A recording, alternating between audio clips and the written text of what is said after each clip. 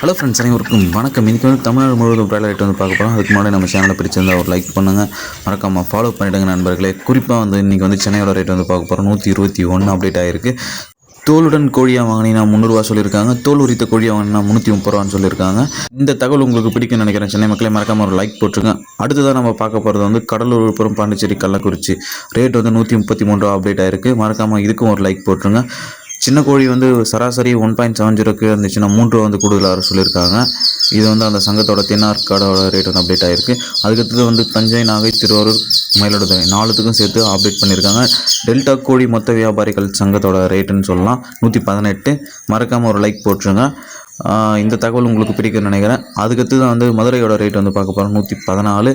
இவங்களை வந்து சின்ன கோழி சராசரியாக 1.70 இருந்துச்சுன்னா 3 வந்து கூடுதலாக இருக்குன்னு சொல்லியிருக்காங்க. மதுரை மக்களை ஒரு லைக் போட்டுருங்க மக்களே. அதுக்கடுத்து வந்து சேலம், நேற்று ஒரு சப்ஸ்கிரைபர் கேட்டிருந்தார், அவருக்காக வந்து சேலம் ரேட் வந்து கலெக்ட் பண்ணியிருக்கேன் 132. தோலுடன் 1 கிலோ கறியை வாங்கி 460 சொல்லியிருக்காங்க. சின்ன கோழி வந்து 1.70 இருந்துச்சுன்னா 3 கூடுதலாக சொல்லியிருக்காங்க. நெக்ஸ்ட்டாக பார்க்க போகிற ரேட் வந்து தேனியோட ரேட் வந்து அப்டேட் ஆகிருக்கு. தேனி மாவட்டம் பிராய்லர் கறி கோழி மொத்த வியாபாரிகள் சங்கத்தோட ரேட் வந்து அப்டேட் ஆகிருக்கு 123. மறக்காமல் தேனி மக்களே பார்த்துங்க.